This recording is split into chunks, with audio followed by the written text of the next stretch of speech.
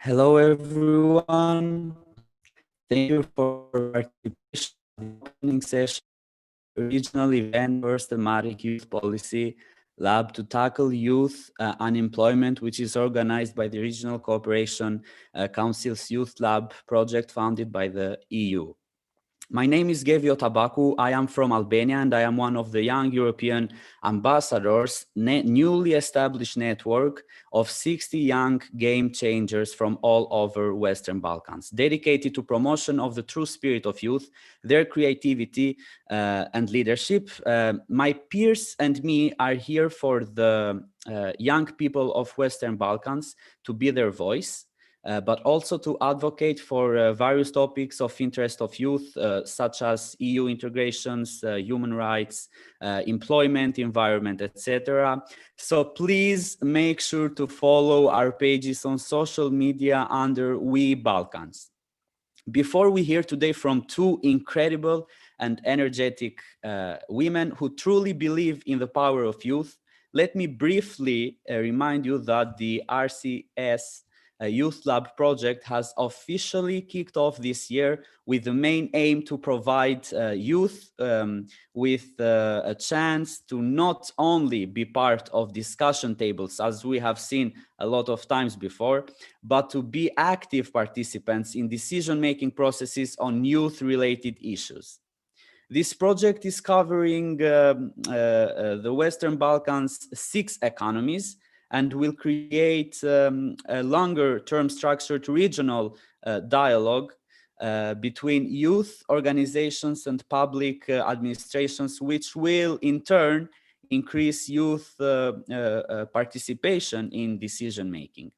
And today we have the pleasure to be at the very first regional thematic youth policy lab dedicated to youth unemployment, with participation of over 40 members of the pool of experts, which includes youth and policymakers from the Western Balkans. We will work over 2 days in order to co-create a policy recommendation to tackle youth unemployment issues in our region.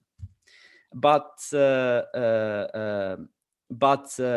before pool of experts starts with its work, I would like to invite the Regional Cooperation Council's Secretary General, Ms. Bregu, and DG NEAR Director, Ms. Ruiz Calavera, to welcome you all.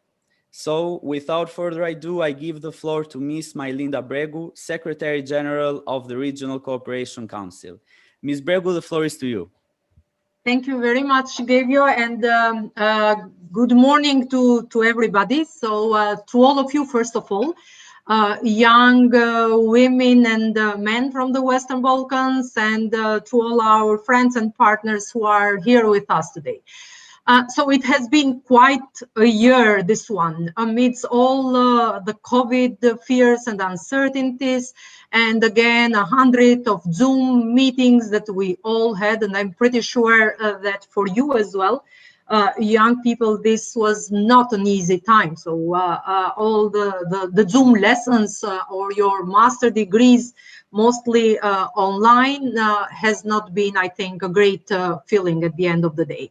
But I think that today, and I'm happy that today we are here all together to discuss and then launch one of the projects that stays close to my heart as well, the Youth Lab project of the RCC. The new ideas, the different approaches, the thinking outside of the box, the partnership between youth and policy makers, these are, let's say, the agendas and approaches that we all need today. I know that for the young people in the region, the situation is not a good one. The unemployment, it's quite high at 35%. It takes around 2 years for a young person to land a job after finishing the studies and the school. 25% of people are not or have not ever been in employment yet, and so on.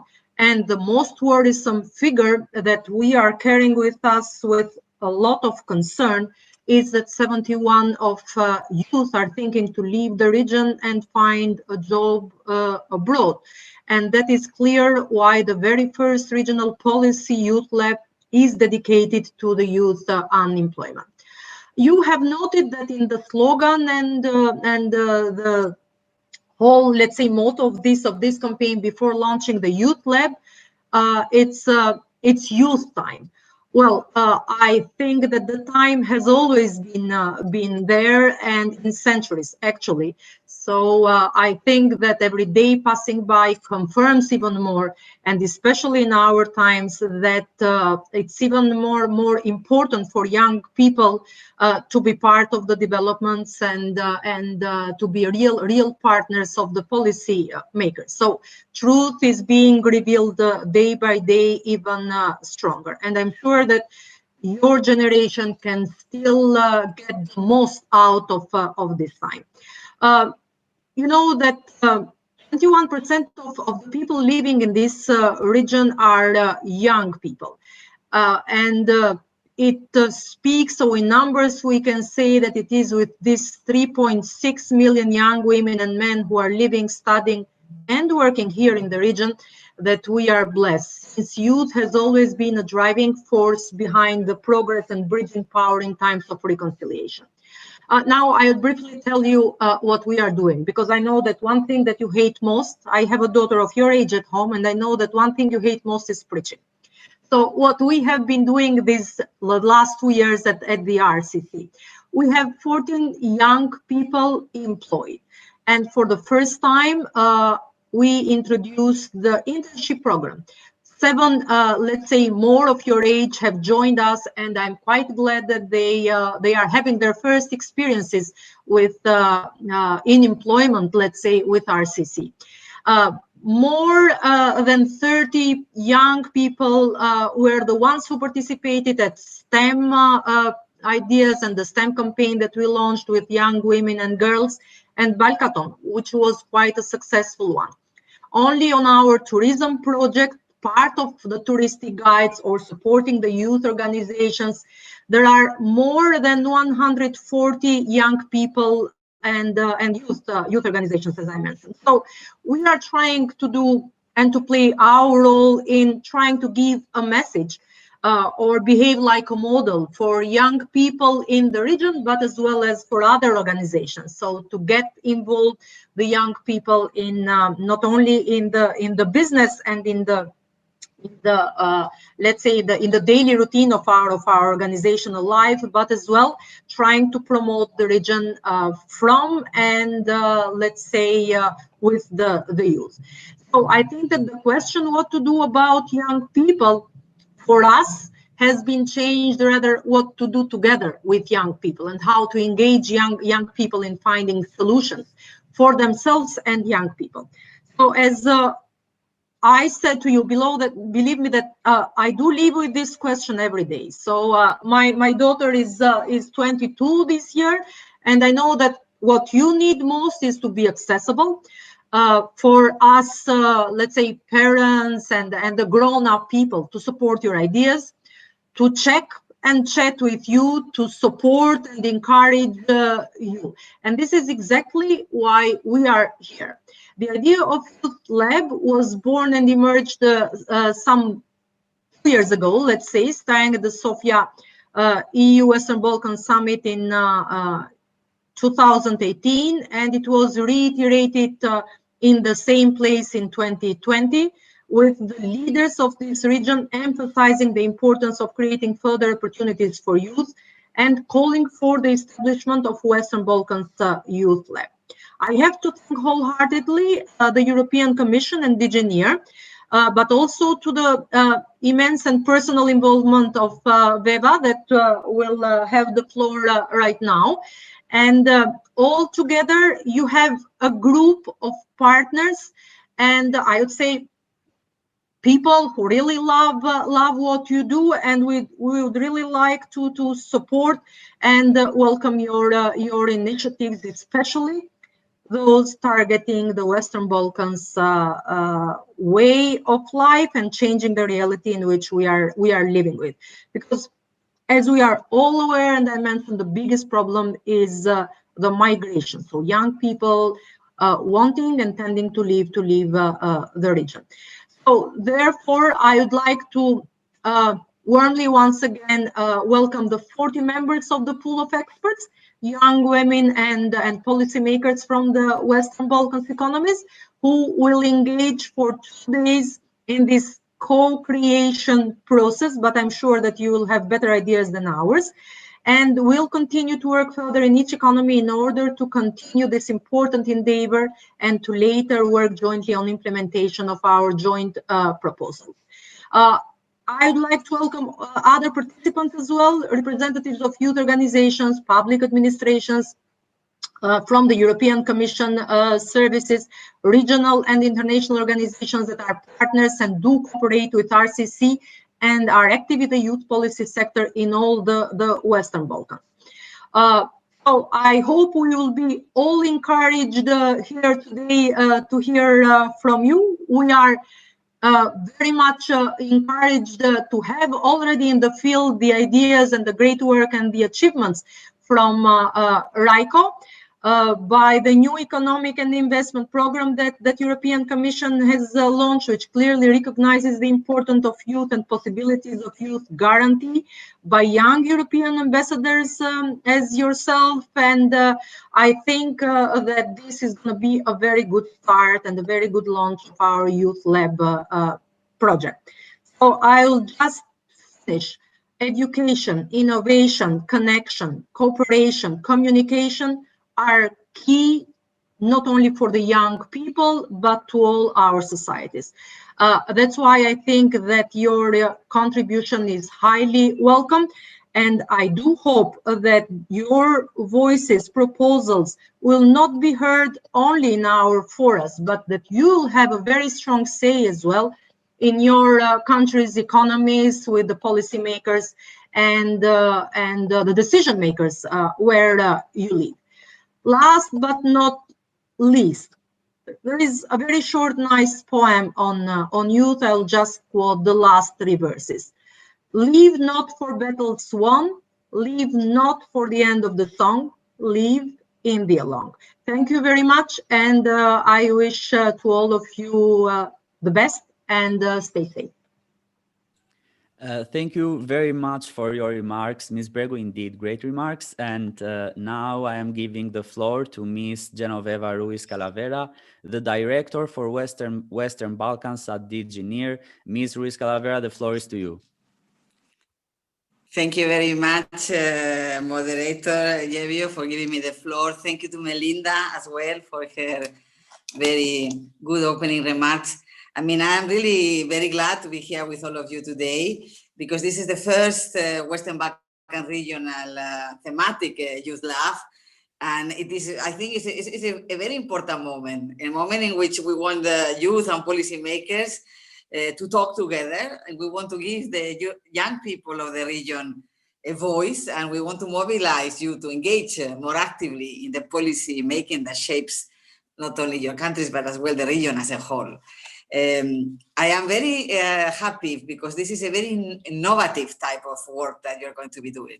You know, the youth labs will not be isolated events, but we think they should be part of a strategic approach and a well-managed process to engage youth more structurally in policy development. And in particular, I'm very happy that you're launching, this lab, really tackling one of the issues that you are more concerned, but not only you, we are jointly more concerned. I mean, I know that there's a lot of pressing issues that you all share in the region, certain unemployment, that's why we're starting with this first concept, but corruption, pollution, education, and those are concepts, of course, that are shared preoccupations with the youth of the European Union as well. Melinda said it is true that COVID-19 has impacted your lives even more in an unprecedented way, your lives and everybody's lives.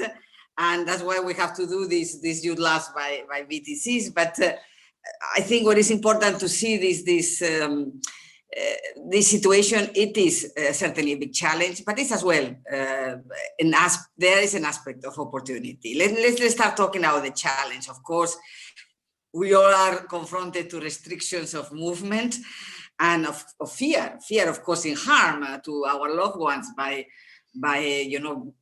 infecting them if we don't respect, the necessary precautions that are given by our health authorities. And we have, of course, a lot of concern about the effects of this pandemic on the economy of all our countries. I mean, I think when we think about your region, we expect that the contraction of the economies will go 1.8 to 14% of the GDP, which are similar patterns that we see in the European Union. The different thing is that the starting point of the region is already 50% lower the GDP towards the European Union. So, of course, the Western Balkans are more fragile and are going to be much more impacted by the difficulties of the socio-economic recovery. And we are very concerned about the impact that this will have on the youth. And that's why we want this first discussion in the Youth Lab to be very meaningful, because we will be very attentive to really listen to what you have to say, to try to shape our policy making in view of your concerns and your views, but as well to convey, your messages and your interests and preoccupations to your authorities. I mean, we would like to tell you that we continue working around the watch together with our member states to address the consequences of this crisis and to really mobilize all possible resources to fight it together. I mean, since the crisis started in the beginning of this difficult year, we have mobilized very soon 3.3 billion euros so that we could be very close together with your administrations. I mean, you are young, you follow social media, so you will see constant the tweets and the Facebook pages of our EU delegations, how much equipment we've been delivering to make your health sector more resilient, but as well, how many injections we have of liquidity we are introducing in your national budgets. I mean, we're having a special budget support operations, so money is arriving directly into your budget so that the economies can be relaunched. As well, we have a significant amount of funding that we channel through local banking institutions to make sure that the companies that are struggling can have loans and extremely advantageous conditions so that they can survive during this crisis. I mean, we feel that this is necessary because not only because you have, we are the biggest donor, the biggest strategic partner to you, but because you are our future member states. So, your safety and your security is important for us. We have really, confronted to this crisis, we have to learn the big lesson is that we are so interconnected. Our economies, our lives are very interconnected. And that's why there's no illusion that a country of its own can make it. I mean, we have the solidarity, which is the value of the European Union in which we are based, is even more necessary when you're confronted with this pandemic. We have not just left you in terms of providing assistance in economic terms, but we have as well done an incredible effort to have your ministries of health associated to the committees that the European Union has for our own member states, so that the coordination is totally seamless into the measures that the European Union is taking, the measures that, of course, your governments are taking. And to that effect, I want to tell you that we've seen really positive things as well happening of this crisis. I mean, we saw the cooperation between your customs administrations, between your trade departments, between your authorities to establish what we call these green lines, which connect, all the regions through a specific border post to make sure that during the crisis, food and medicines would flow without any obstacles. I mean, these green lines for me have been really the example of solidarity at its best in the region. It has made sure that we didn't have a humanitarian crisis in the region because the food and the medicines could flow among the regions. And we are now working to make sure that we consolidate those green lines and that we connect them to the European Union. I want to tell you that this is the lessons we have to learn from this crisis is certainly a lesson that, you know, we are stronger together. Together the region with each other, and together the region with the European Union. You know, it is clear, this crisis makes it clear that the economic recovery is going to be the biggest challenge in the region. So we cannot afford to be, you know, having politics of fragmentation or of confrontation among each other. You know, we have come in the Commission forward with a very ambitious economic and investment plan in October. I mean, when we prepare what we call our enlargement package, which is the yearly reports in which we assess the progress of the region towards the European Union. We assess, you know, all the positive things that have happened, and we as well give recommendations of reforms that we think that should be accelerated. And these reports came together with this important investment plan, which had an important annex as well. This investment plan has an annex of guidelines for establishing of a green agenda for the Western Balkans. So this plan supports the green and the digital transformation, and of course foster the interconnectivity of the region in the largest possible sense. You know, interconnectivity of not only roads and energy links, but interconnectivity of these new vectors of growth, which will come with the digital revolution, with the green revolution, with the science revolution, because we want to invest heavily on smart specialization, research and innovation, culture as well as a vector of economic growth. And certainly we want to see this investment plan, which will have a lot of focus as well on the youth. And I will want to explain a little bit more how we see that. We want to make sure that this investment plan not only has the necessary financial allocation, and I'm very happy that last week the leaders of the European Union agree on the multi-annual financial framework perspective for the EU budget for the next 7 years. So this week we will have a discussion in the European Parliament, and we are expecting that this very ambitious, you know, this is the most massive budget the European Union will has ever had, including accessing international financial markets, which is a total unprecedented, you know, dynamic in the way that the EU finances its own budget, will be adopted by the European Parliament before the end of the year. And then we will have the good news that we will have within this massive new, you know, 3 trillion budget, which is unprecedented, our economic, you know, not only the attention to the EU budget needs, but as well this instrument for stability, instrument for pre-accession, what we call the IPA. It will be the 3rd generation of IPA for this region, and this instrument will provide 9 billion euro for this economic and investment plan. These are really unprecedented figures as well for the region, and that's why we are working very closely together with your leaders to make sure that everything we have proposed in this package of unprecedented investment for the region comes from a very close conversation with your authorities, so that they own what we want to do in the region. And in this respect, you know, you are a major focus of this work. You know, we are really convinced that you should remain at the center of the structural reforms that are needed in the Western Balkans for economic development, for participation into the society, democratic society, for fostering a green and digital transformation, and for certainly ensuring that regional cooperation and reconciliation in the region becomes a reality of your everyday life. You know, we really want to work very hard together with all of you and the authorities to create an environment where the young people of the region see a future in the region, and that doesn't need to go away. I mean, let me tell you a little bit more on how do we want, you know, to help accompany the main challenges of the youth unemployment in the region. Because this is the first topic you are going to discuss today, and because this is a very important topic for you in the region, and I can tell you that for the European Union as well. I mean, I come originally from a country in which we have serious problems of youth unemployment as well. So everything we want to do in the region is something that is not, we are not inventing new wheels. We are really trying to apply as well in our everyday life in the countries in the European Union that are having similar problems.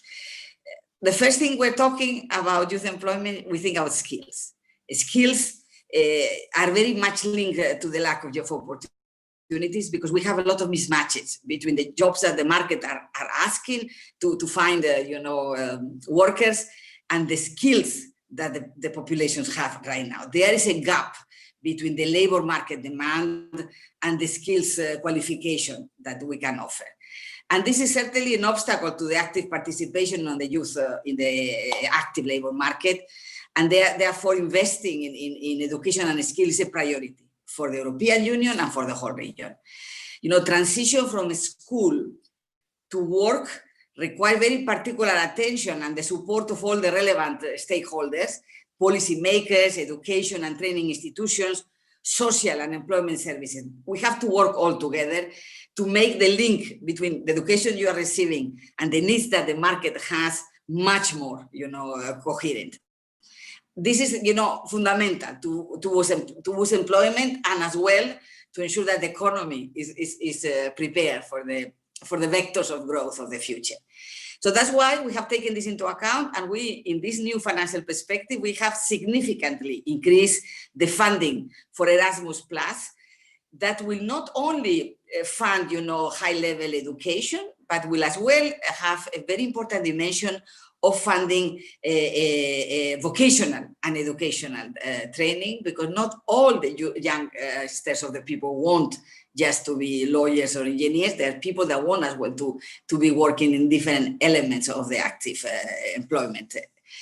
We have certainly an interest to look into education in the region in a more holistic way.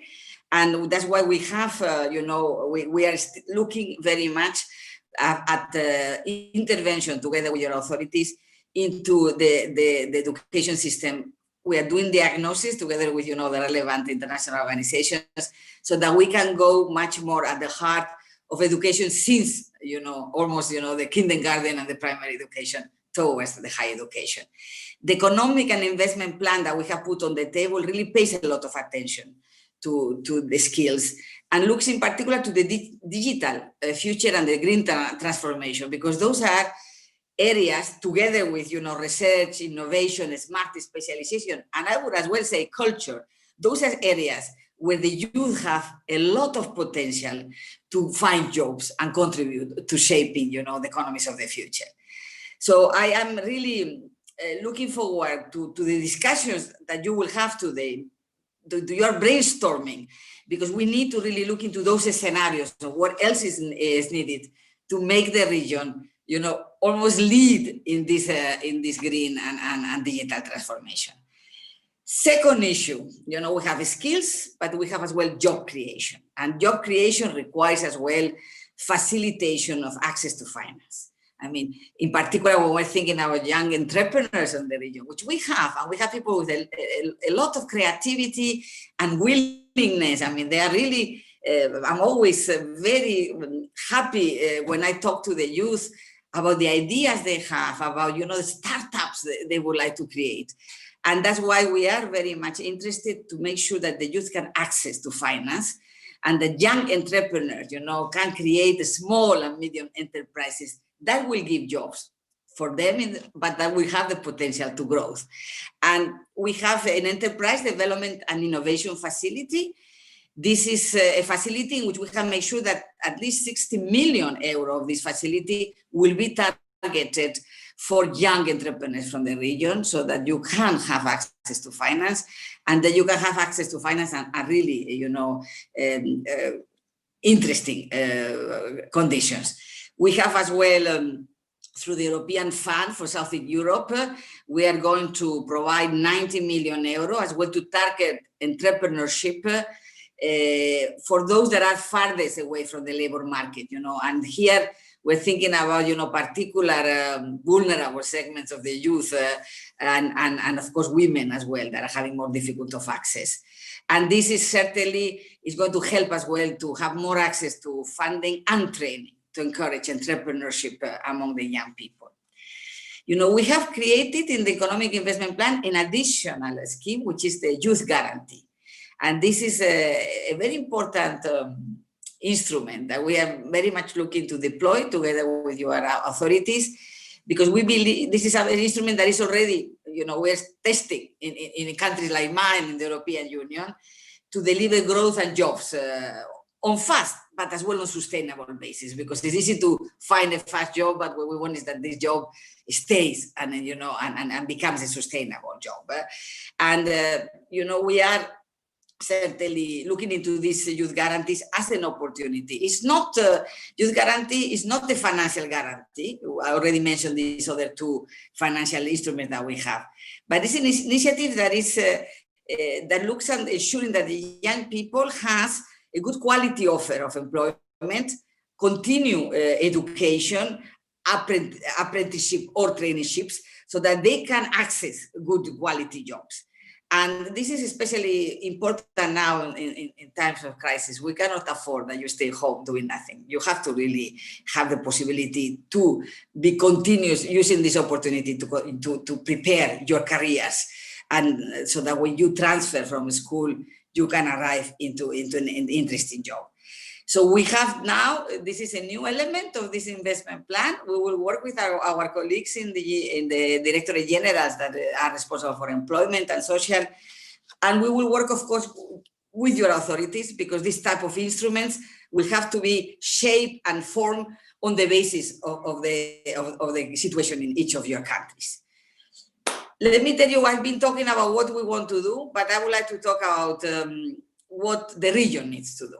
And I think it's a very important message for you, youth, to constantly convey to your decision makers, but as well to your families, to your friends, to your colleagues in your you know, sport clubs, in your universities, in your schools. I mean, it is a responsibility of the region as well to create conducive conditions for economic growth.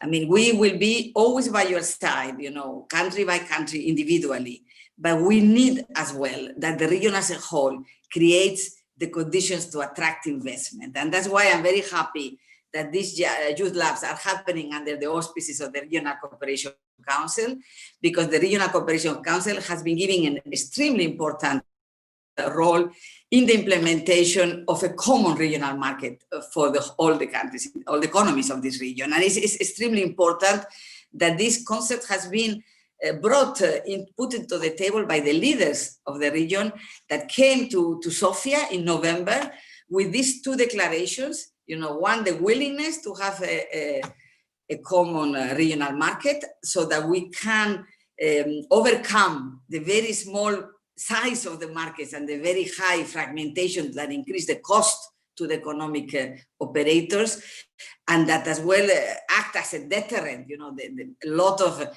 very credible investors that are there right now looking for opportunities to bring their companies closer to the European Union, because one of the lessons of COVID has been that many companies are too far in the East, in Asia, and that when we had a crisis like this one and the transport links were totally put into question, that the economies were closed, they couldn't bring their goods into the European Union. So now they're looking for nearshoring opportunities, and we want that the region of the Western Balkans offer that. You are at the center of our geographic space of the European Union.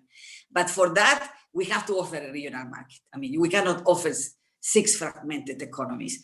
And that's why we are very happy that the Regional Cooperation Council has helped to animate these discussions, of course, with the support of the European Commission.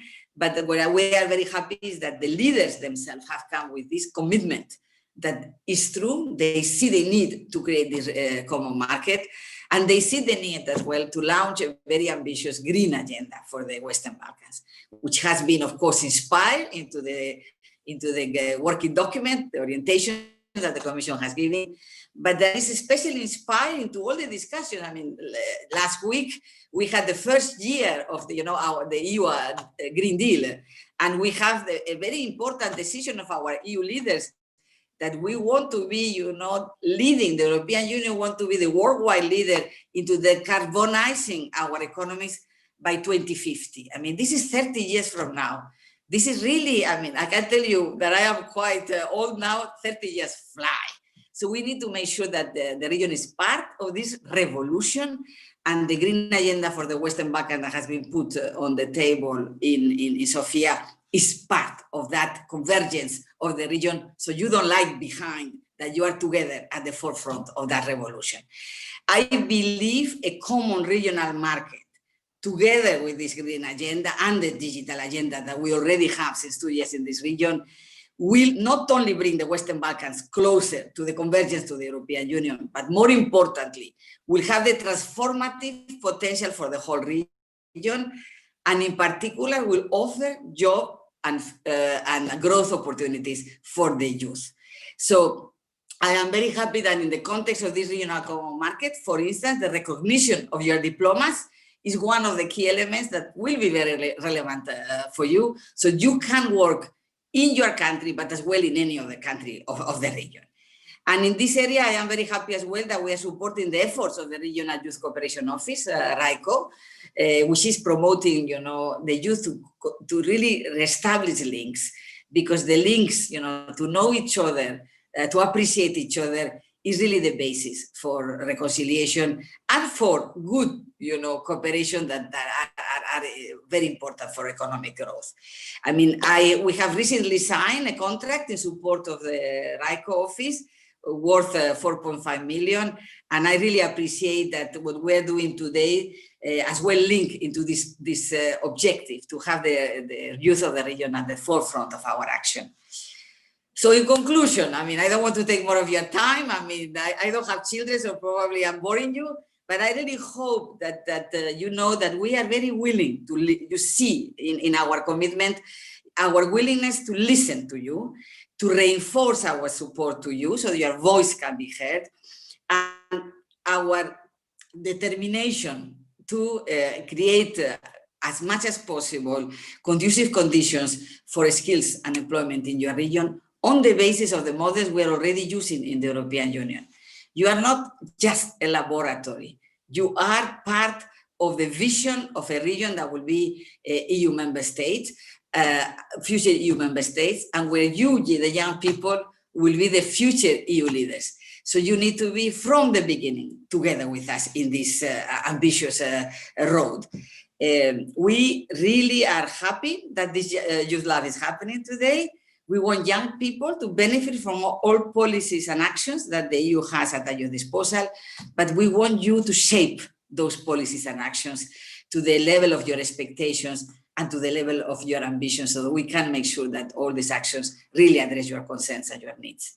So I can only wish you a very fruitful discussion.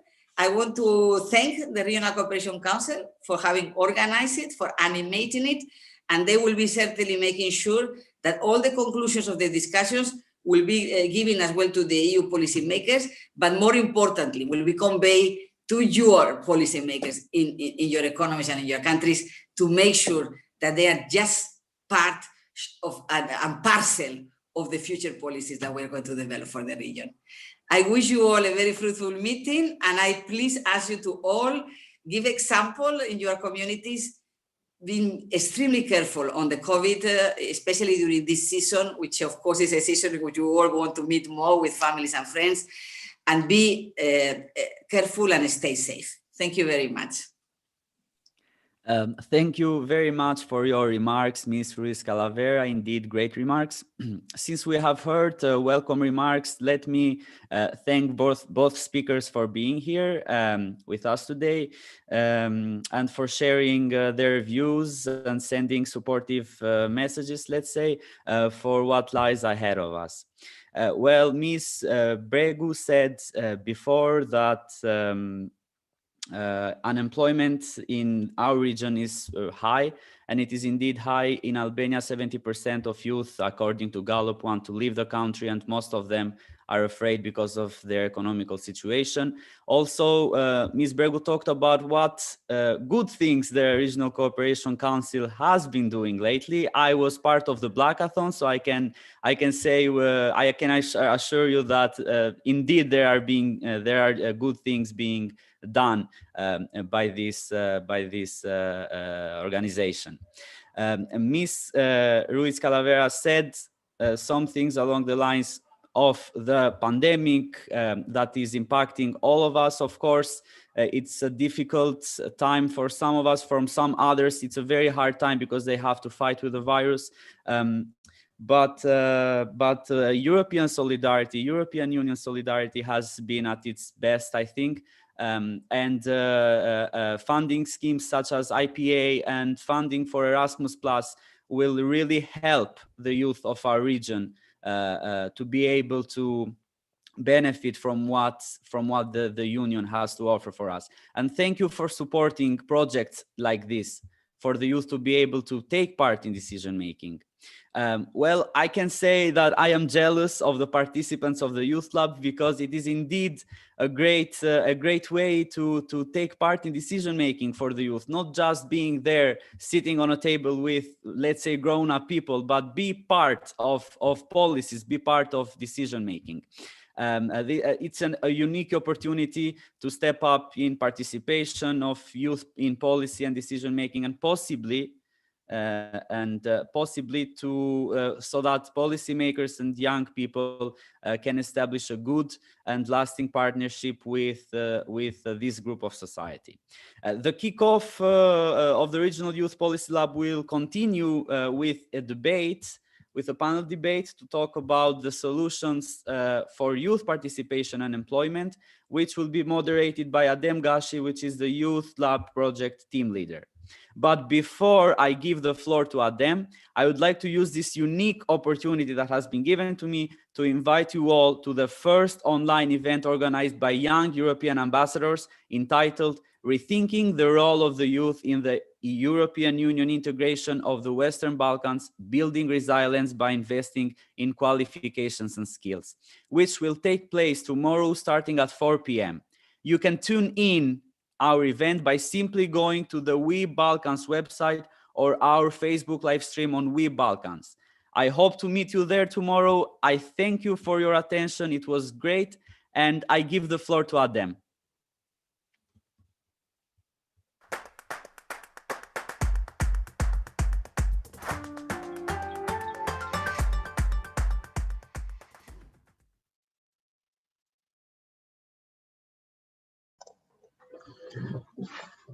Thank you, Jevio. And thanks a lot, to both speakers, Ms. Bregu and Ms. Ruiz Calavera. And welcome to everyone for the panel debate now on the youth to talk about solutions for youth employability and participation. Really remarkable speeches and introductory remarks that are quite inspiring for both the youth in the region, policymakers, but as well as for the work of 2 days that we are going to do in the youth policy labs. And it is very important to know that there are organizations, as RCC, engaging in all fronts to improve the regional cooperation, and also with projects like Youth Lab to improve the participation of youth in decision making, as well as to feel the hand and support of the EC and European Union in every level, and especially with special focus on the youth and the improvement of position of youth in the Western Balkans. We at this panel debate is going to serve more as a warm-up before the pool of experts start working together at the regional level, using Youth Policy Lab methodology to analyze and come up with policy recommendations to address youth unemployment. As we also heard, but also have seen, the Sofia summits have served as a very good platform for the leaders of the Western Balkans and EU to discuss, to make commitments and decisions to address some of the most pressing issues for the Western Balkans. We are happy that one of those pressing issues was considered to be also the youth participation in decision making. And as part of that, that is also how where the youth policy youth lab project stems from. And we are happy that this commitment on youth participation has been stated clearly in 2008 Sofia summit and reinforced in the conclusions of 2020 Sofia summit. So in light of contributing to youth policy-making processes and issues that concern youth specifically, the Youth Lab project developed a methodology to conduct youth policy labs, which brings a participatory and youth-centered approach in policy-making processes. Youth policy labs provides a safe space for youth to participate on equal basis with policymakers and engage meaningfully in policy development, policy evaluation, or policy revisions based on the principles of co-creation and co-management. As also two speakers in the introductory remarks, Ms. Brego and Ms. Ruiz Calavera stated, the youth unemployment, it's one of the topics that everybody has mentioned, and it's one of the most pressing issues. But nevertheless, in order for this process to be to ensure youth participation and consultation and also decision making in even in the solutions that are provided to them, but also in the processes and issues that they want to engage in addressing, we have held a wide consultations with the youth organizations, youth councils, umbrella youth organizations, policymakers, donors, and others to see if this issue, would be one of those that the youth and policymakers would engage together to address through the youth policy labs.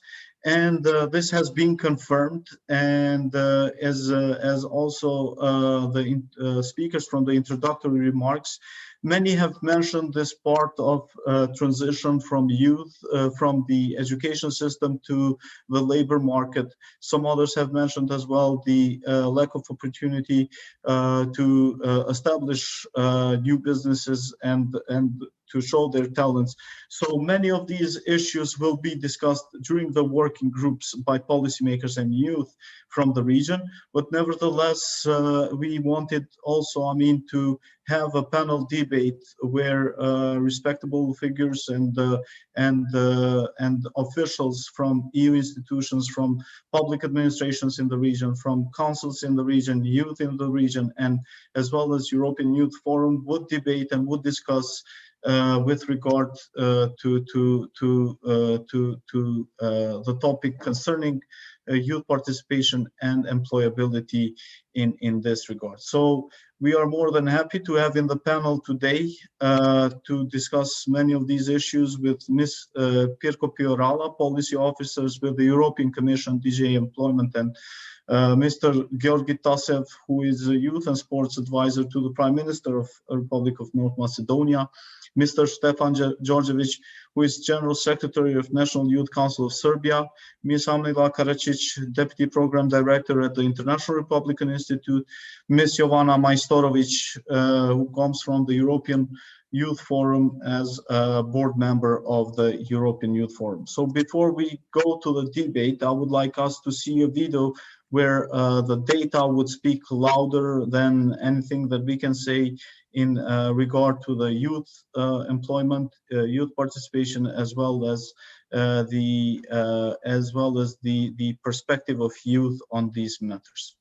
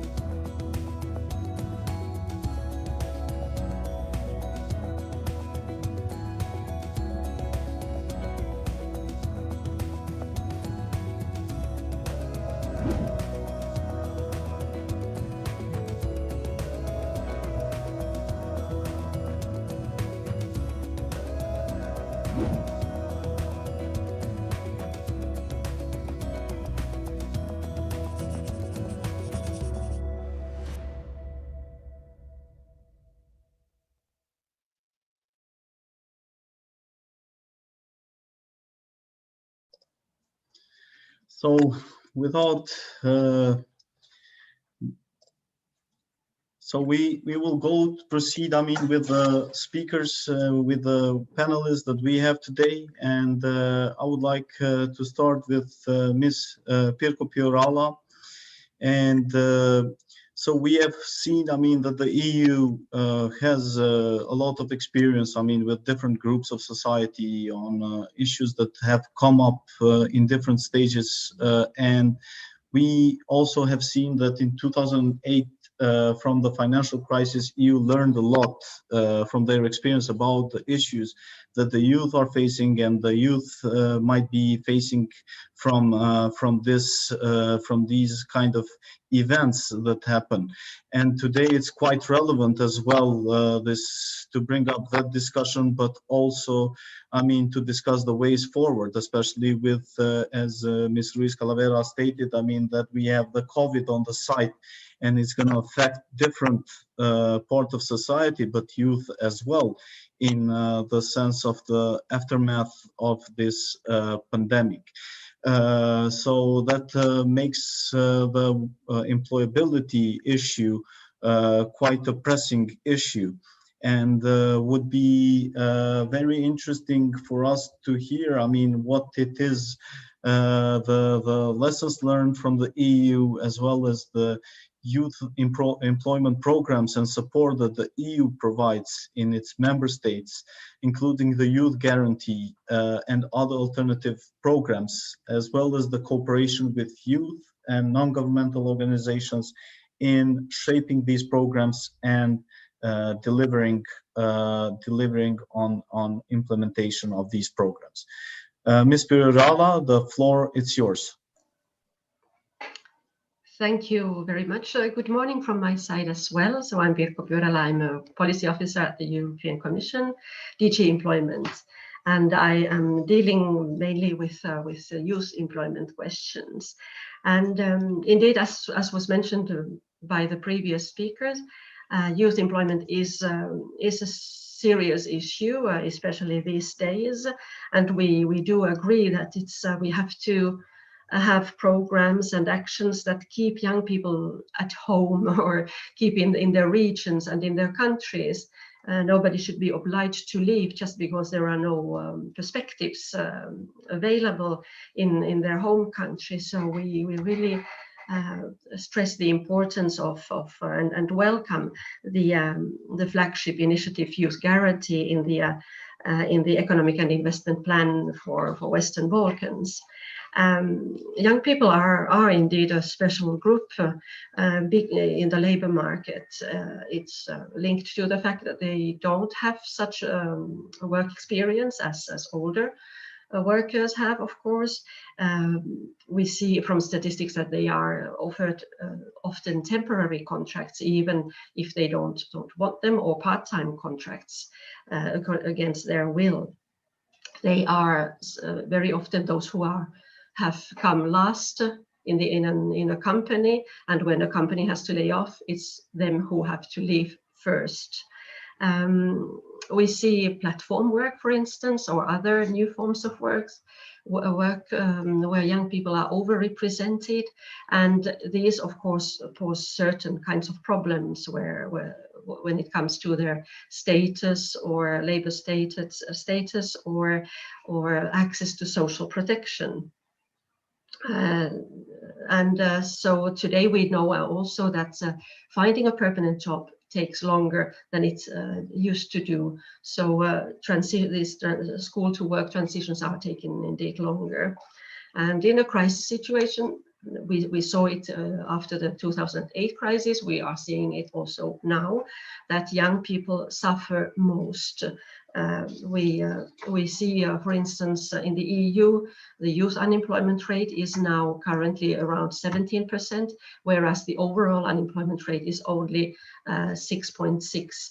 And the youth unemployment rate has been growing much more rapidly than the normal overall unemployment rate. So young people are losing their jobs because they are also in these sectors which are touched so much by the pandemic. What we did after the 2008 crisis is that 2013 we adopted in the EU the Youth Guarantee. So up until now we have now 7 years of experience. We saw what functions, what doesn't, and we really needed to renew this engagement. So the Youth Guarantee is a guarantee that young person from the day he comes to employment office and registers as unemployed because he has finished his studies or because he has been laid off from his work, that within 4 months he's offered a job opportunity, continued education opportunity, an apprenticeship or a traineeship. So this guarantee to act fast is very important for us, because we see that the longer a young person stays inactive or unemployed, the more difficult it will be for him to enter the labor market again. And this can leave also permanent scars. It can be seen much later, even in his working career, that there has been this long period of inactivity at the beginning of the career. So one of the lessons we learned from the previous crisis and the earlier implementation of the Youth Guarantee is that we have to act fast. Last time it took several years to come up with a EU level agreement on offering young people a perspective. Now we saw, and everybody agreed, we have to act fast. So the Commission already in July proposed a package, a youth employment support package, which proposes many initiatives and many actions to help young people in this situation. And already in October, the Council adopted the new recommendation on the reinforced youth guarantee. I can just highlight the exceptional speed with which this proposal was adopted by the Council, because all member states agreed with the Commission that now it's time to act, and it's time to act now. And we were now just waiting for the financial support, which now has been secured last week by the European Council, that we have now the multi-annual financial framework adopted, and all these funds can be deblocked. So we are very happy about this. Now, just a couple of words still about the reinforced youth guarantee. What do we want to do more or better? One thing is that we increased the age limit from the earlier 25 to 29 because of these transitions taking longer, and young people need this support for a longer period. We also highlight the need to give individual support for young people. Young people are indeed individuals. All of them have their own specificities, own skills, own background, own inspirations, own needs. So we need this. We need to take into account that we can't just we don't have a solution one size fits all. We want to increase the focus on more vulnerable people. Before, we knew that the Youth Guarantee Scheme reached only 40% of young people. The needs, they're not in education, training or employment people, and we need to do more about this. So here, for instance, cooperation with young people, youth organizations will be extremely important, because we know that youth organizations, young people are in a better position than, for instance, public employment services to reach out to those who are not anymore engaged. They speak the same language, they use the same social media, for instance. They know where to and how to find these people who we haven't been able to reach before. So these new partnerships, we hope that there will be much more and stronger partnerships to do all this work. We also very importantly want to put more focus on skills. We need young people to have the skills which companies need, so that companies can grow and employ and thrive in their region. And especially out of all the skills needed, we want to emphasize the green and digital skills, so that young people can also be the motor and the heart of greening the economy and all the digital transitions. We also know that digital skills are needed practically in all professions. So it's not just the IT specialists that we need. We also, every worker needs to work with digital tools. So this is very, very important. So we highlight this, especially in this 4-month preparatory period, so that this period will be better used for upskilling, for even short courses, crash courses, etc. Now we want to also highlight the need for better quality offers. Not just any offer, but an offer of good quality and corresponding to the aspirations of the young person in question. So here, and then finally, maybe I can end my turn now in saying that all of this will be backed up with better monitoring and support after post-placement. We want to know what happens to the young person if he or she was able to enter the labor market in a more permanent way, in order to then again improve the programs. So happy to tell more in detail later on. Thank you a lot, Ms. Fiorella. I mean, these are very interesting for our audience to hear and to learn of how EU has responded after that 2008 crisis and the lessons learned, and that now, I mean, in midst of this current pandemic, actually has come up already with plans and with support, stepped up support in this issue. And as very good, I mean, that you highlighted also in the end about the quality of offers, as Ms. Ruiz Calavera also stated, that it's not just about the fast employment, but it is also about sustainable employment in this regard. So our audience might have questions, and please feel free to everyone to join through the chat section, so that we can have also your contribution and your to address your issues that you want to discuss with the or to be addressed by the panelists that we have today. Now we will go with Mr. Georgi Tasev from North Macedonia, advisor to the Prime Minister on youth issues. Georgi, we have seen that North Macedonia has been the only one, and the first actually, and the only one in the region that has employed the youth guarantee, and has now a few years of experience in implementation and also in dealing with this instrument, which addresses youth unemployment in a more advanced manner. Would you be able to share with us, I mean, the experience as well as the alternative programs that North Macedonia has had in consideration to address the youth unemployment, as well as the cooperation of the public administration with the youth in implementation of the policies and shaping these policies? The floor is yours. Thank you, Adam. Good afternoon to everybody. First of all, I want to introduce myself. I'm Georgi Tasev, currently working as advisor for youth and youth policies to the Prime Minister of North Macedonia, Zoran Zaev.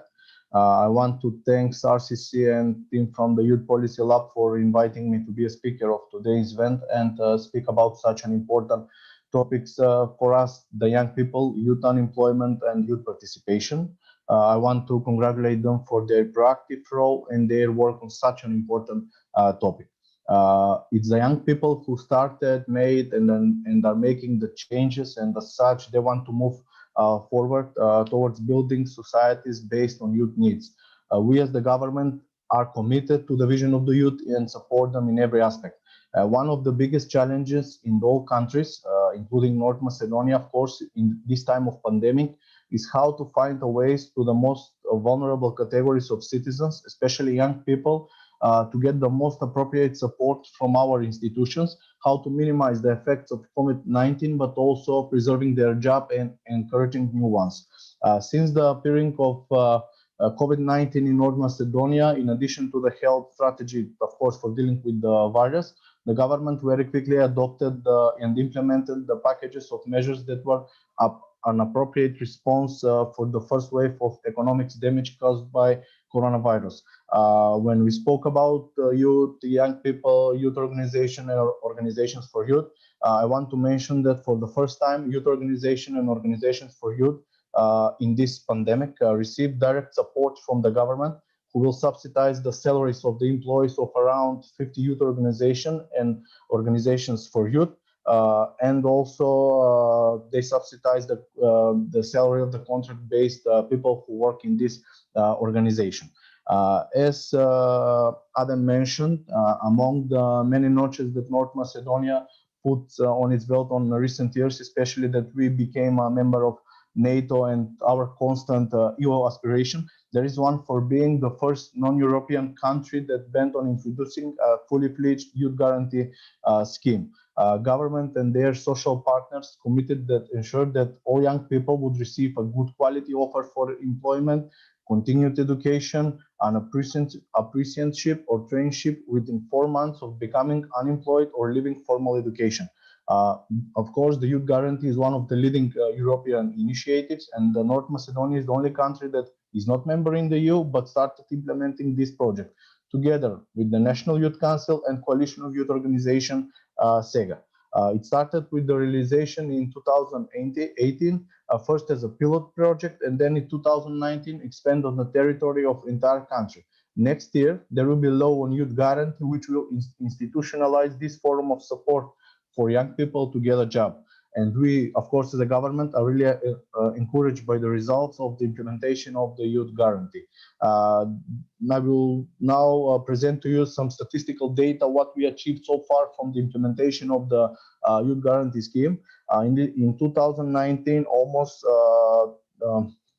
20,000 people are covered by this measure. For every young person within the 4 months after applying to the employment agency gets the opportunity for employment, training, retraining, or internship.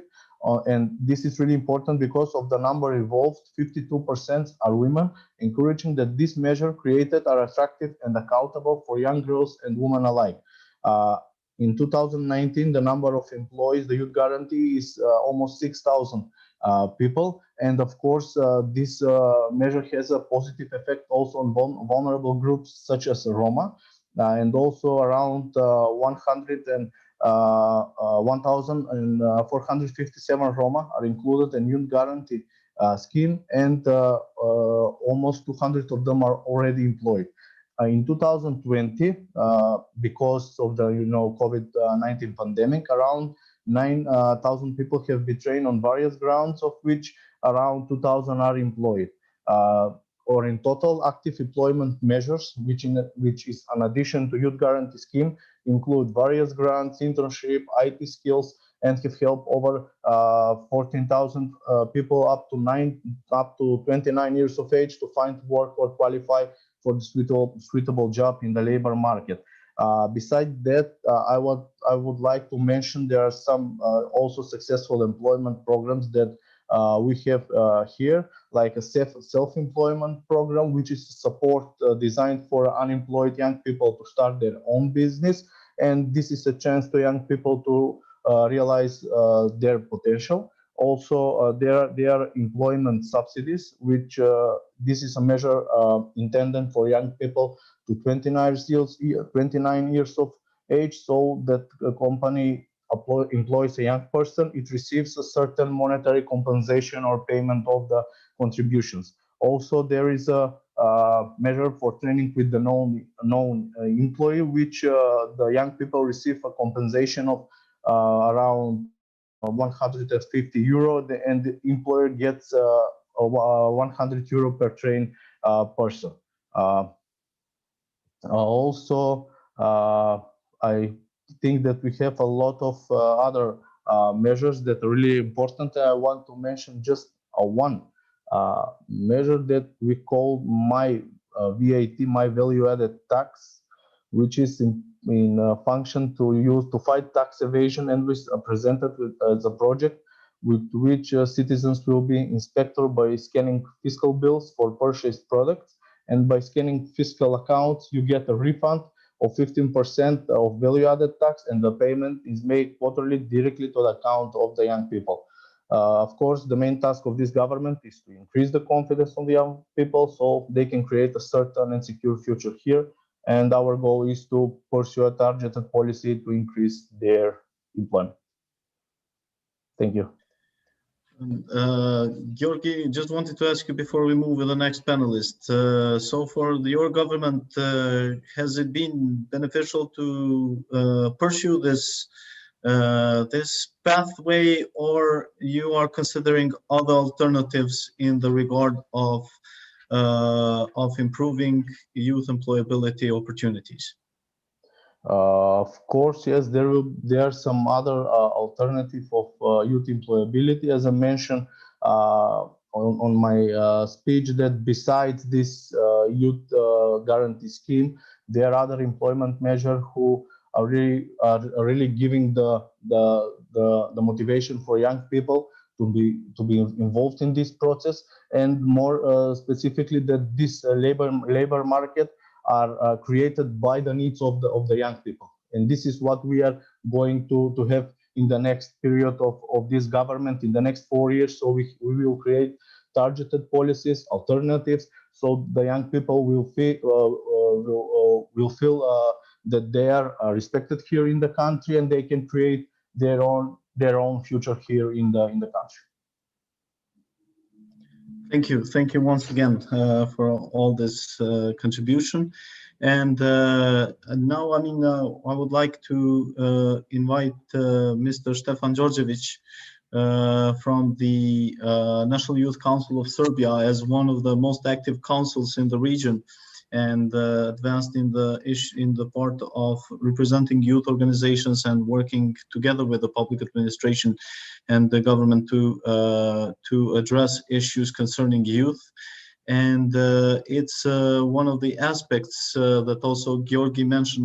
The cooperation with youth, it's crucial in developing these alternative programs in support of youth policies, and having them more targeted policies to address the needs of youth. It would be very interesting to hear from your side and your perspective on what is youth participation, what should be considered as youth participation in that sense, and what are some of the best models that could be employed or enhanced in the region, especially looking towards the integration into the EU.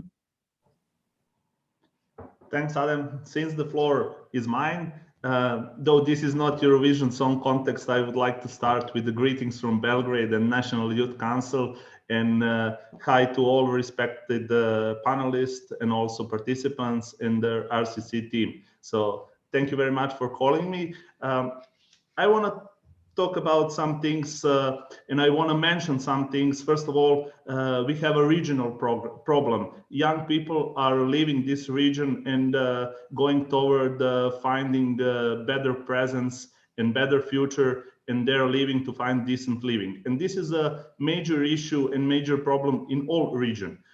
All researches are showing us that employment is one of the biggest issue for the young people in the region. So I will put mark on cooperation as one way to deal with this problem and this issue that young people are facing, because issues for the young people don't know boundaries, and they have tendency to jump around. This is why cooperation is needed.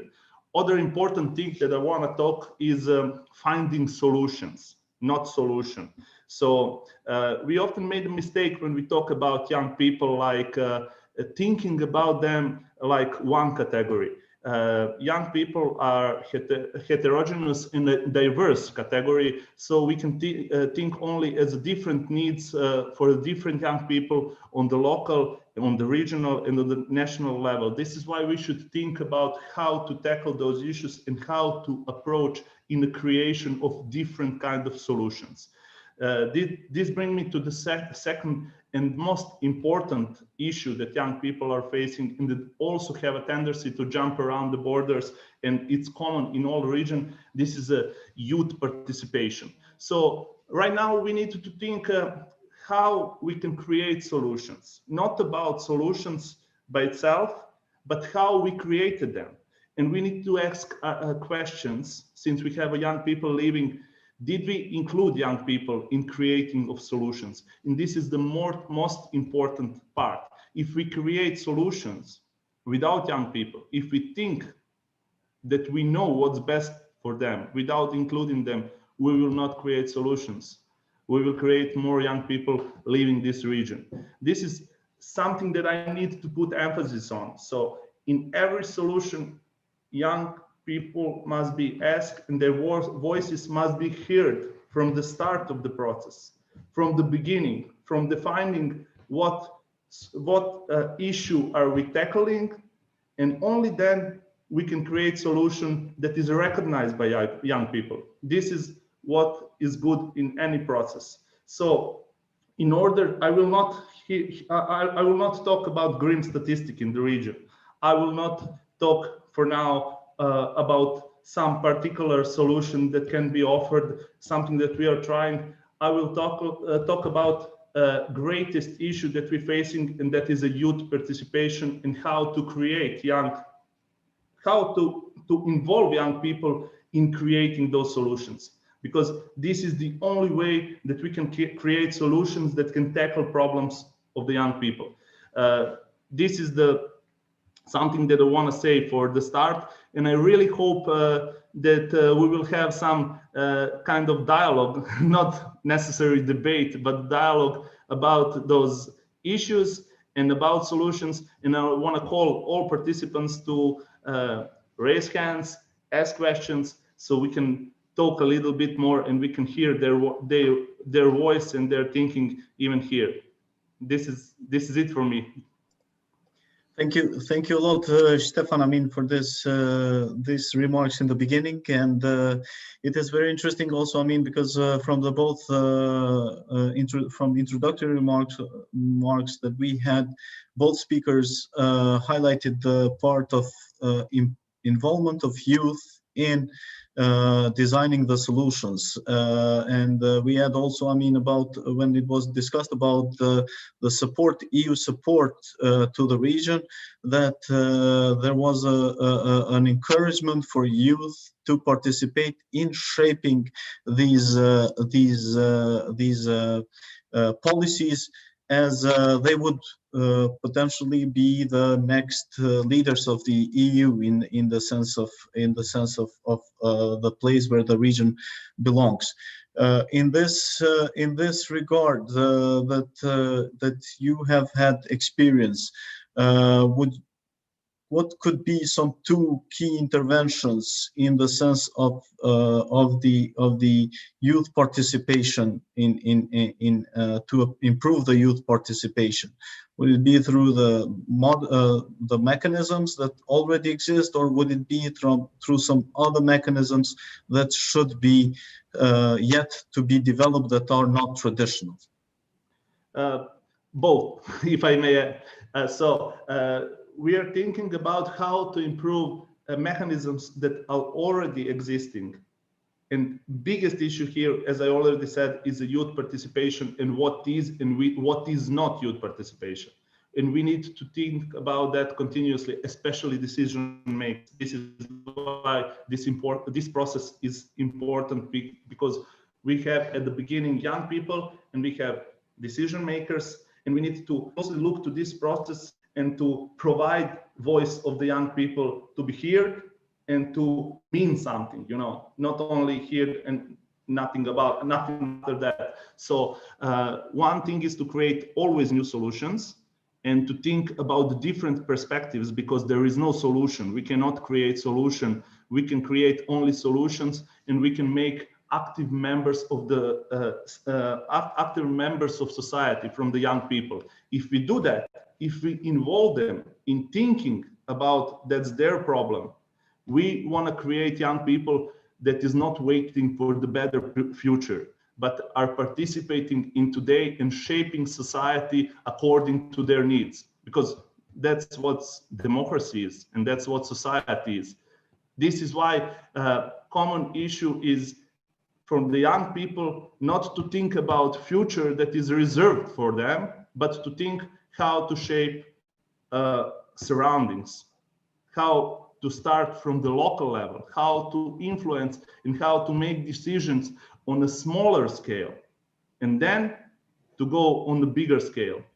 This is why we need to work with the mayors, with the local government level, with the national government level, and we need to make that practice, because my opinion is that the biggest issue we are facing in solving all the problems for the citizens and for the diverse young category is including them and hearing their voice and encouraging participation, asking them, what is the problem here? Can we do this? Can we do that? It's not that complicated, you know.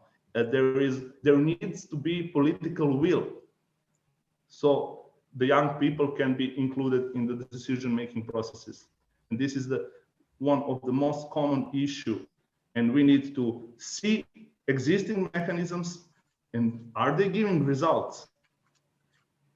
Are they doing what they're supposed to do, or they're just existing so we can say, we have that? We need to look at the results.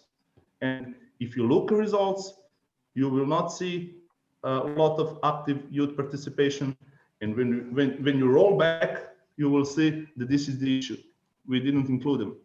We done some researches, we know some opinions, but it needs more than this, really, to hear their voice and to hear what they have to say. Thank you, Stefan, once again for your contribution in this round, and we will have a chance to delve more into these topics, issues that you have opened for discussion. And now I would like to give the floor to Ms. Amila Karacic, and she comes from the International Republican Institute as Deputy Program Director in Bosnia and Herzegovina.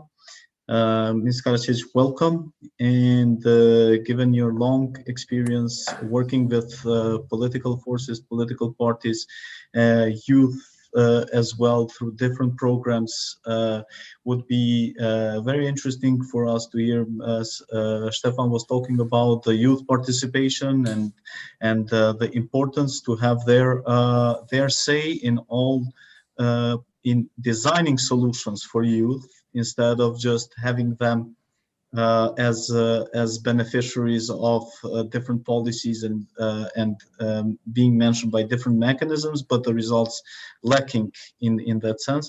Would be very interesting to hear about youth participation in political processes and political participation of youth, especially since the political forces by the end of the day populate the institutions that are going to make decisions, not only for youth, but for a large number of issues.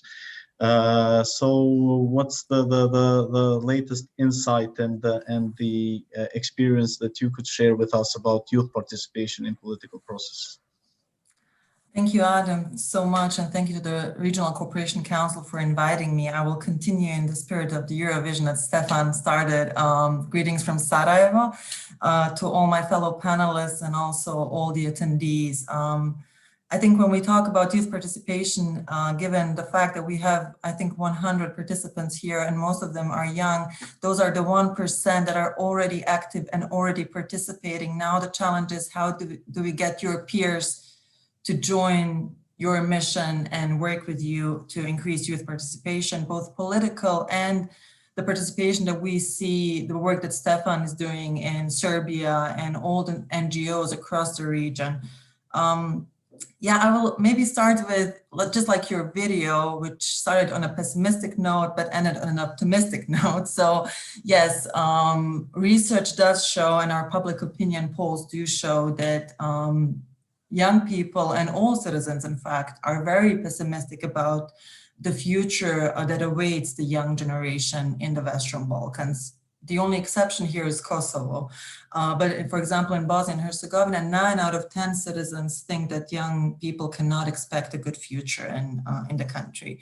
And as all my fellow panelists have noted, unemployment is the #1 issue that young people are facing in the region. And it's also the main push factor why so many are leaving the region and trying to find a better life somewhere else, mostly in the European Union. But the phenomenon that we see is not that low-skilled young people or people in general are leaving the Balkans. It's highly skilled, very knowledgeable, well-educated workforce that is leaving the Western Balkans. So the investment that the countries have made into their education has become a cost. Because they're no longer contributing to the economies of their own countries and the region. So we can draw a conclusion from that, that young people are not only leaving because they cannot find a job here, but also the ones who have a job, and sometimes also well-paid jobs, are leaving because they do not want to live in a country where we have such high corruption levels, where we have nepotism. The healthcare system is not working for them. Overall, they feel that the system is not working for them. So it's about improving living standards in all of our countries. And that is why it is so important for the European Union in the integration process to link every program, and including the youth guarantee, to the rule of law, to respect the rule of law, to ensure that countries are following those conditions. So the topic of this panel is youth participation, and I went back to a recent poll that we did, a Western Balkans poll, because we asked a question to the citizens of 5 Western Balkan countries, how important is it to include young people and other marginalized groups in decision making? And as one would expect, most respondents said it's very important. The only outlier here is Bosnia, where we had 1/3 of respondents who said it is not important to include young people in decision making. So I was wondering why that happened. And when you do the analytics and when you look at the answers to other questions that we asked, and I believe similar research from the RCC, from the barometer, shows the same results, it's that there is a growing distrust in government, in political parties and institutions. So the very agencies that should be, working with young people don't trust them. So for us to talk about participation and then eventually, hopefully also representation, we need to work on building trust from young people to, those institutions. And that is exactly what IRI is doing, and that is exactly what I think all of the panelists here are doing through their organization, building trust, linking people with governments. And as you rightly said, our focus is political representation. So from working with IRI for the past 9 years, and I've also worked for the government of BIH for 3 years in the Ministry of Civil Affairs, I've seen I've come to one conclusion, and that's that there is strength in numbers. And I think that's a weak spot, so to say, a weakness that we do not address often. We don't link, we need to make a more significant effort linking youth councils, youth NGOs, with young political leaders that are already there. So why not use the force that is already existing? We've seen over the years, and I think it's across the region, young people getting elected to office. We have them in local councils, and Stefan said, local mayors and regional councils. In Bosnia and Herzegovina, we have cantonal assemblies, but also up to the national level. We have young parliamentarians who are willing to work with youth wings. And we need to explore that cooperation and work towards a common goal. And that is something that IRI has been doing. And we have, I can just mention 2 programs that we're currently working on that are closely related to the issue that we are discussing today. One is the Parliamentary Expert Support Initiative, where we have, just like you, spotted that there is not enough youth engagement in policy making. So we have created an expert pool, just like you, but maybe on a smaller scale in Bosnia, where we link young experts with members of parliament. We're using the network that we already have with established members of parliament and help them draft policies together and advocate for those. And the other part of our work is the Advanced Leadership in Politics Institute that is already a regional program in some of the countries that are represented here. We already have it established, where we are ensuring that young people are not only participating in decision-making, but that they are the decision makers. So we help them get elected to office so that they are not only sitting at the table, but actually the ones that are making the decisions. Thank you, Amila, for sharing with us. I mean, especially these the opinion polls, and as well as, I mean, the ways how political participation of youth is being ensured through different programs, in the sense of importance to have them making the decision instead of just being consulted about the decision. Maybe that goes in line with what Stefan was suggesting, in the sense of them being active participants in designing solutions rather than just being recipient of the solutions.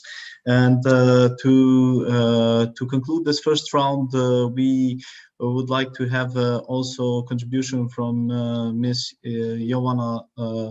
Jovana Majstorovic from the European Youth Forum, who are working to improve the environment for youth in all the places that it operates, and also has this contribution or bridges that they have established with the youth in the Western Balkans. And would like to hear from Ms. Majstorovic how is the new or the most recent way of cooperation with youth councils, in supporting youth councils in different stages, be it at the establishment stage or at the development stage, and how is the linkage between the European Youth Forum and the Western Balkans functioning or operating in these days? Thank you, Adam. Good morning from my side. I'm always very honored to represent European Youth Forum at the regional event, since I'm also coming from the region myself. This is a very nice question, and I cannot start without omitting the fact that we are all living in the COVID crisis. It means that a lot of things are quite different than they were before we entered in this period. And there are, of course, many obstacles which are facing as well the lives of young people and their needs. So for the beginning, I want some of the results from the survey that we did with ILO, International Labour Organization. This was the global survey where we had more than 12,000 responses on the topic of youth and COVID-19 impacts on jobs, education, rights, and mental well-being, where the survey says that 1 in 6 young people have stopped working, and 73% of young students have learned less since the pandemic has started, and 40% of youth face the future with uncertainty. I just wanted to start with these figures because these are some of the topics we have to think of and to have in mind while working on the youth policies, because these are some of the facts that will be very relevant for all young people, not only in the region but across all Europe. European Youth Forum is an umbrella organization, and we represent more than 100 organizations across Europe, not only from the European Union member states, but also other countries in the European continent. And for us, all, because all of these countries are aiming to become the members of the European Union at some point. We are working very closely with all our member organizations, which means also with the national youth councils of all the countries of the Western Balkans. And for us, this is a very, very important topic, specifically because we also had some countries where the national youth councils were lacking. And now I can say that with the final moment which we had in the September this year, this is the foundation of the National Youth Council of Montenegro. Now we can say that all our regional countries have established their national youth councils, and this is very important because we now have the relevant organizations which we are working with, and also the young people in all of these countries are having their umbrella organization which are representing them and working very diligently on achieving their youth rights. Our work with organizations are, of course, very, very important because there are many topics which we are discussing and working on, but I have to emphasize that they are all very interconnected because they are all very, very depending one of each other. So basically, the youth participation, which is one of our main advocacy points, is of course very relevant for all the other issues. So it means that we want to advocate even more in the countries of the region to have more young people who are involved in many different processes, from the political ones, but also many different processes of youth participation in the society. It also means that we want to have more young people who are, for instance, in some decision-making bodies, which means young politicians, to have them more working on the policies which are important for young people. We can conclude that there are a lot of young people who are currently holding the positions which are quite relevant in the countries of the Western Balkans, but unfortunately not many of them continue their work in the youth policy sectors. They are more doing the other policies, which is a bit pity because we have to use this resource of so many young people in the very important positions to continue their work on the youth policies. Next to that, the point of the youth unemployment, this is definitely some of the most important topics, but we cannot say that this is the only focus because the youth unemployment should be looked as more holistically. So it means that we have to see what are the reasons why we have the youth unemployment and what will be the things that we can do to help young people to gain their positions in the labor market. So it means that we have to think not only from the transition from the education to the labor market, but of course to the educational system itself. How it is in the COVID times, what to do to improve the education in these times, because we think that young people are digitally native, but this is not always the case. Specifically in the countries of the region, there are many vulnerable groups, and we have to be inclusive in this sense. So it means provide all young people from different surroundings, from different backgrounds, to have the opportunity to have the equal digital equipment and to have the stable internet connection as well. Next to that, we also have to think about the ways our educational systems are being formed. So it means that if there are some things which are lacking, and of course we can always find some things which should be improved, this should of course be some kind of acknowledgements of the practical skills. So we know that there are so many practical skills that young people are lacking on the labor market, and these are one of the reasons why actually they are having the issues to find a decent job at the moment where they finish their schools. Of course, the implementation of the youth guarantee in the region will be very relevant, and we think that this is something that will change a lot the perspective of young people, and in some sense give them the opportunity to have the much smoother transition from their educational system to the working environment. But this also means that next to that, we have to think not only about the economical aspects, as Amila was stating. There are also other reasons why young people are leaving the country. So basically, we cannot only provide them with the decent opportunities for job, we also have to think about the wider perspective, why young people are leaving the region. And this is something that we have to invest in, because young people are definitely investment in the future of our region and all of us. So it means that young people are usually facing other issues next to job lacking. It means that there is something which I would like to say, this is the crisis of values. This is something that I will put in one single word, and I think that it's very, very important that we think about that and try to give our young people more values which are respected, and show them that we really want to have them to stay in the region and to contribute to the region in the best way they can. So I will only conclude because this is we are shorting of the time. I really think that it's very important that we have these kind of initiatives in the region. It's very important that all the national youth councils are cooperating between themselves, and it's very important to have the constant support from the European institutions, because this is really relevant for all of us, and we want to invest in the future of the Western Balkans. Thank you very much. Thank you, Jovana, a lot for sharing with us all these, also the data, I mean, from the work that you are doing with ILO about concerning issues that youth is facing, especially the uncertainty and the issue of the education that has been impacted in these times. Wanted to address to the panel a question, and whoever, I mean, feels to take the floor, please do so. With regard to the youth participation, I mean, it's very important to know also how much it's youth aware of the policies, of the work of the government, of the work that goes on, and what are some of the elements or the ways how youth can be encouraged or can be part of these processes. I hope that one of the panelists may address this issue, I mean, especially from all the discussions that we had so far in this sense.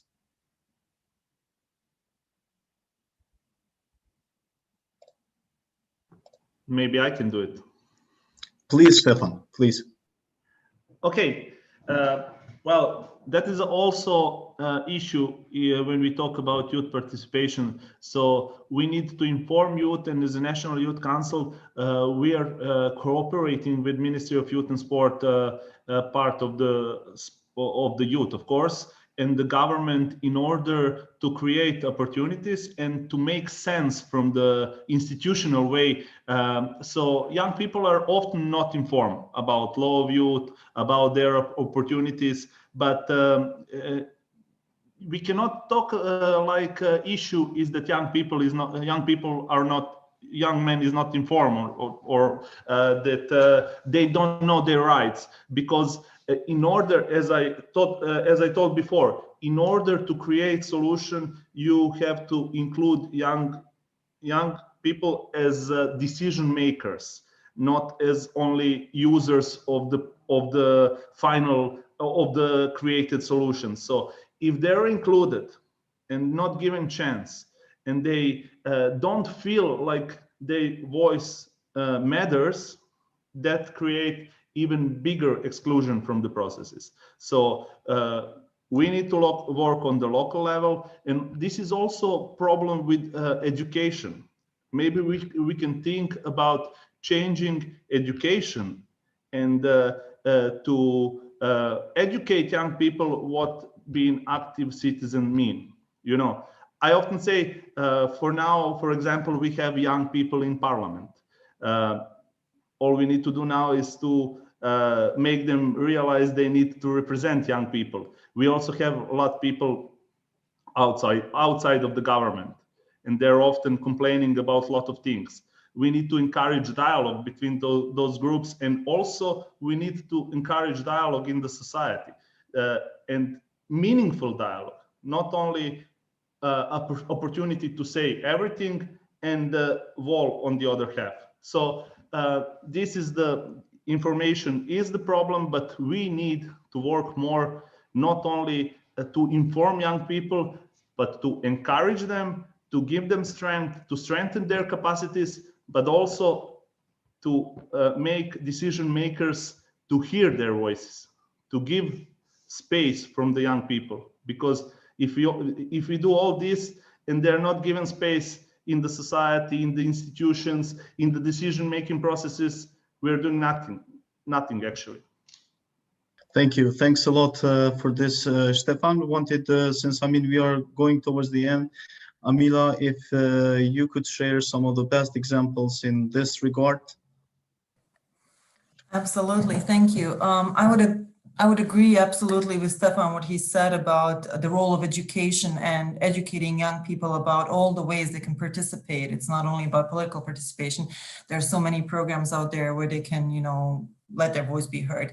But I think we need to think about changing the discourse, changing the narrative around youth in general. It's like when you talk with elderly politicians, they will regard youth as a problem and not as the solution. And we need to tell them that youth already generates growth. You look at one industry, for example, the creative industry, and we've been working with creatives and freelancers in BIH for the past 2 years. You see that is one of the fastest growing industries in the region, in the Western Balkans, but not only limited to the Western Balkans, but also Europe as such. And it's mostly comprised of young people. So they are generating growth and economic development already. So they are, so to say, in a position of power, in a position where they can negotiate with decision makers on the terms, how they want to work and what they need for their work. For example, in Germany, if you're a freelancer and you need a laptop, you get subsidies for buying that laptop. That should be a common practice here in the region as well. That's a tool for your work. So I think, portraying youth as a driving force of development is so important, and introducing some new measures. And I have a good example from Sarajevo. For example, the cantonal government in 2019 partnered up, the Ministry of Commerce, partnered up with IT companies. IT companies have formed a foundation. So they realize that there are so many different IT companies, and when they work together, again, their strength in just the numbers, they can, bring about change. And those are mostly young people. And when we talk about synergy between the labor market and the education system, that is a prime example of that synergy. So the labor market dictates, okay, we need more people in the position of a software designer, software engineer. And we don't need them necessarily to go to a 4-year or 5-year study. We can develop a curriculum for 2 years, a 2-year study program, and that's more than enough for us to employ them. And that's exactly what they did. So those IT companies worked with the education system, with the universities to develop a 2-year program. And once they developed and set up this program at 2 different faculties, the Ministry of Commerce of Canton Sarajevo financed the full tuition for all admitted students. 130 students were admitted to the program, for the 2-year program, were fully funded by the ministry. And that is, supply and demand. So there is a demand, and the ministries and the policymakers need to react on it and work with the Ministry of Education, the Ministry of Commerce. There needs to be political will, there needs to be an awareness how we can generate growth through what seems to be a really simple program. And it, happened really fast, but once there were people sitting at the table who fully understand the, potential of that program. And I think, something like that, to replicate it in different sectors, would absolutely lead to more growth and employment of young people. Thank you. Thanks a lot, Amila, for sharing this this part and this new model of working, cooperating, creating synergies in that sense.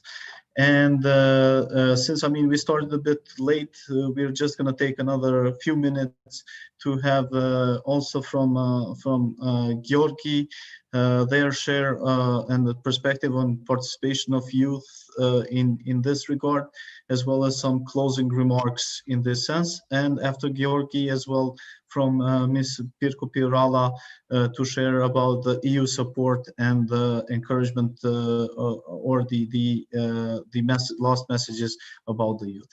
Georgi, the floor is yours. Thank you, Adam, once again. First of all, the main challenge when we spoke about young people is to increase the confidence of young people in institutions, and they to be involved in decision-making process so they can create a secure future here, not only in our country, North Macedonia, but also in the Balkan region. We as a government showed in the past and now that has a democratic capacity, lives and creates space for young people to penetrate their voice to the institutions, and that voice to be operationalized in a concrete measure, activity and reform that will improve the position of young people and his standard. This is the only goal of the government, to create an environment conducive to youth organization, another form of youth organization, and together on the same table, youth and institutions make a decision in favor of the young people, because only the young people know what is best for them. Also, when we spoke about the participation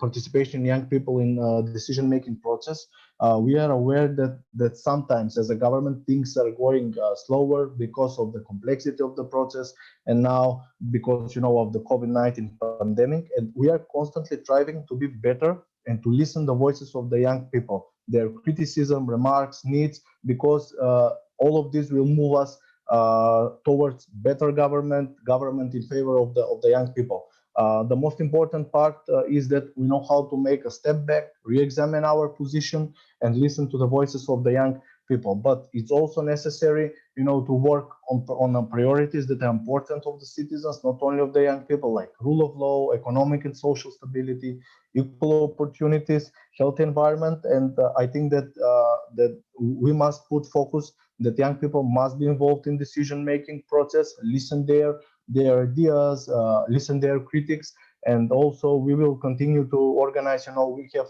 already thematic session with young people, we have government session with young people, we organize joint conferences, activities, and I think that they must have first chance to succeed at home and to realize their potential here.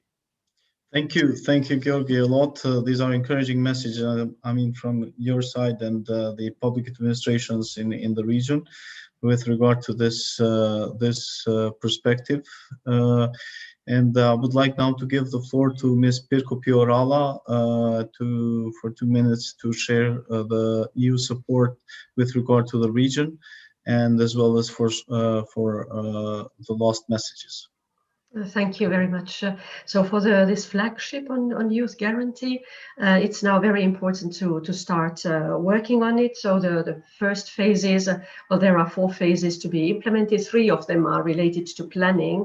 It's very important to plan the implementation and make sure that the potential of young people is included in all stages. The programming for the IPA third would be, it's necessary now to include youth guarantee in that programming. To help you might wish to visit the DG Employment website, where we have, for instance, all the member states implement youth guarantee implementation plans, which member states had to do these plans in 2014. In order to get the EU level financing. So that can work as an inspiration. Of course, there are lots of things that you can still improve, and you have to adapt them to your local needs, but they are there. And then we have also documented some of the learnings from the 7 years of implementation of the youth guarantee. On our webpage, we have a so-called Youth Guarantee Knowledge Center, and we have collected some good practices there. So you can find inspiration on how for instance, employment incentives have been used, how apprenticeship systems have been set up. There we also have a series of 5 documents, 5 publications, which all end with the experience from the ground. They focus on different measures like activation measures or employment measures or traineeship measures under the youth guarantee. So please use the experience we have obtained, so you don't need to start from the scratch. Thank you. Thank you.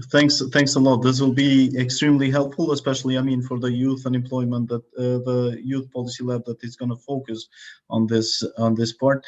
And for the last remarks, I would invite Amila, Jovana, and to conclude with Stefan in this one, and then I'll just summarize all the discussion that we have had. Amila, the floor is yours.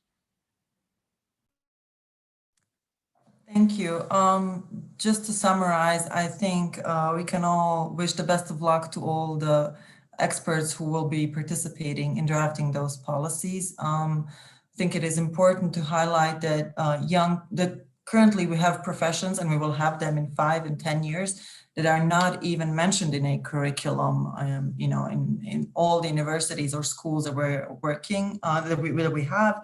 And young people, including those who are currently present, already know of those professions. So it's important to include them. It's important also to, once you have those policies, in my opinion, build a strong partnership with all important stakeholders, including youth councils, including elected officials, most of all young elected officials. And if there is anything I can do and the International Republican Institute can do, because we have offices in all of your countries, we're more than willing to facilitate those discussions and work towards, you know, finding allies who will advocate and implement those policies.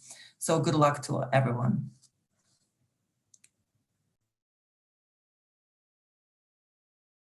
Thank you a lot, Amila, for the last remark. Jovana? From my side, I can only say that it's very important that we continue these conversations, because young experts, together with the distinguished representatives of the institutions, are the ones who should create all the policies, of course, with the constant listen to what young people need and to adapt all of these needs to the current state or current situation we are all living in. So I only want to say, like, we need to continue in this way, and it's also very important that we all stay safe and that we take care about ourselves, but also all the other ones in our surrounding. Thank you very much. Thank you, Jovana. And Stefan, the floor is yours now. Okay, to finish like I have started, 12 points goes to Sarajevo. I'm just kidding. First of all, I want to address participants of the Youth Policy Lab. I have important messages from them, for the decision makers, from the members of the institution that are participating in this process. I want to say, just believe in this process. We really need good examples, and we need to create good examples and then to lead to good solutions. For the young people that are participants in this process, be persistent and be loud. This is all I have to say. Bye. Thank you a lot to all the panelists. I'm very glad, I mean, that you all brought such interesting perspective into the process, and also some highlights to know that these kind of processes are required, are needed, and would contribute to the future of the region. As Stefan was mentioning, some of these issues, as we see the people, the brain drain affecting the region, this is a regional issue that needs to be tackled from that perspective. But at the same time, all highlighting the importance of including youth in designing solutions, and that there is no one single solution, but there are many solutions, as well as that the EU with the messages that they are going to be in support of the region, of the youth, but these policies need to be shaped by youth. As also Amila highlighted in her reference, some of the things that need to be done for future. Most probably the youth is aware what's changing, and so we need to make the best use, not just for issues of the unemployment, but also, as it was mentioned, the digitalization, as well as the green agenda could benefit a lot from youth. And as well as Georgi from North Macedonia was stating, that it is important to go beyond just the ordinary issues but we need also to focus on other issues that will improve the environment for youth and for others in society, including the rule of law and all other agendas that need to be addressed.